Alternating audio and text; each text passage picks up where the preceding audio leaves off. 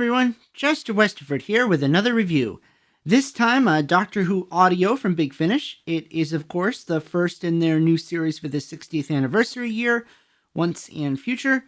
This first story, Past Lives, features Tom Baker as the fourth Doctor. This is going to be a spoiler-free review, so I'm not going to go into too many plot details or anything. Just give my overall impression of, whether or not I liked it and whether or not I would recommend it.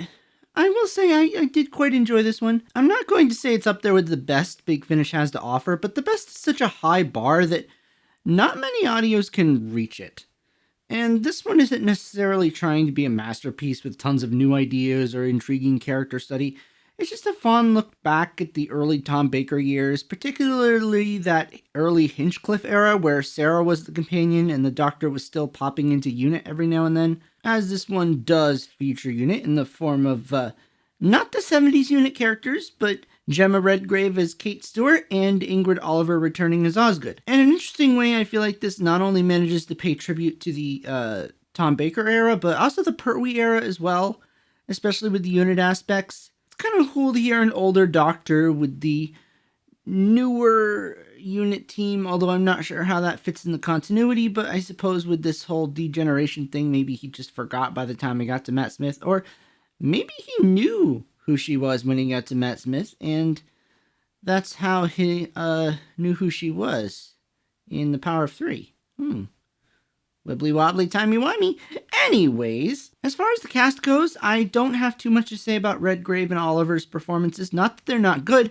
They're always good, but that's the thing. They're always good. They don't really bring anything new here that they haven't brought before. Osgood fangirling over the Doctor, of course. Fangirling over Sarah Jane Smith. This is the first story I've listened to, by the way, with Sadie Miller taking over her mother's role of Sarah Jane Smith. I wasn't sure what I was going to think of it, but I have to say she did a pretty good job.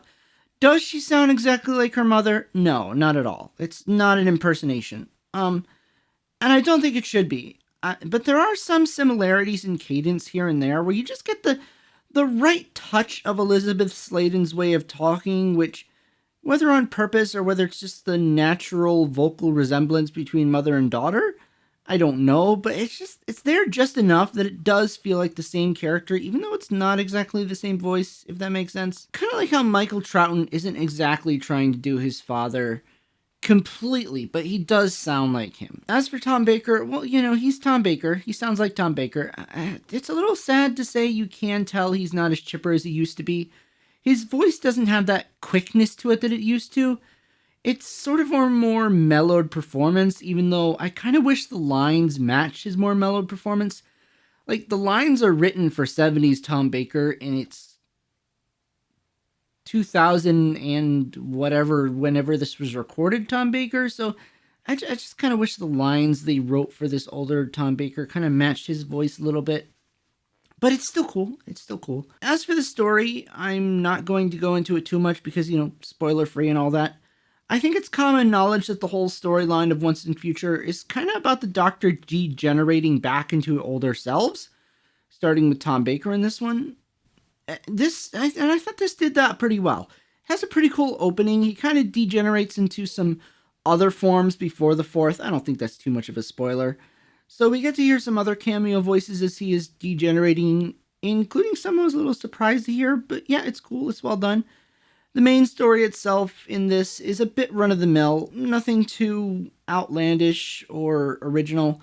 Some of it is set up for what's to come in the future, especially with this 60th series they're doing. One thing I will say is that it's always a fun time when Rufus Hound shows up as the Meddling Monk.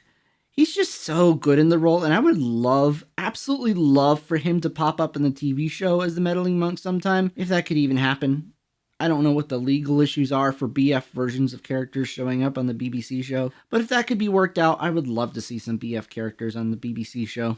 But I've talked about that before. But yeah, Rufus Hound is good. There's some really funny moments. He has good chemistry. He's just one of those actors that just can have good chemistry with pretty much everybody else on the cast. And like Tom Baker, it was kind of neat hearing him with Kate and Osgood. Not just because of fan service, but sometimes when you hear all these different characters from all these different eras together, it kind of connects the show in a way and makes it feel like one big show instead of two separate shows, which it's in danger of feeling sometimes. Just makes it feel like one big universe, and I kind of like that. But would I recommend this story if you've not got it yet?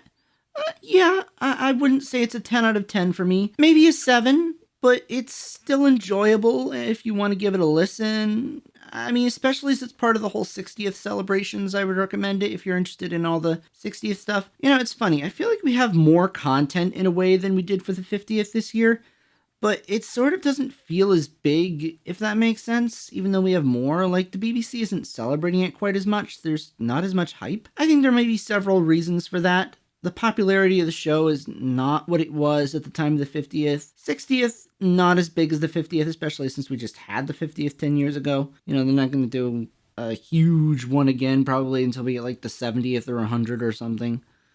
If we get that far. And with a show like Doctor Who, it's very possible. Yeah, I'm glad we're getting so much 60th stuff. Hopefully it'll all be good. I'm really looking forward to the David Tennant stuff, and I'm looking forward to the rest of this series. I think the next one is Peter Davison. The next one is Peter Davison teaming up with his daughter. 2 ways. Peter Davison's daughter playing the Doctor's daughter. I think that's going to be pretty interesting. Again, not sure how that works with the continuity, but it's kind of like when the Doctors meet themselves, they always have some kind of like explanation, like, oh, the timelines don't match up, so your memories won't be able to retain it, or whatever it is they say. So, you know, there's ways to headcanon around it. It's just cool to hear, like I say, all these different eras meld together. Make it feel like one big show. For an anniversary year, I think that's a good thing. But let me know what you guys thought in the comments. If you listened to this, saw it. Saw an audio adventure. I can't talk today. If you guys listened to this, yeah, let me know. And I'd love to hear your guys' thoughts. Let me know, and I'll talk to you later. Goodbye.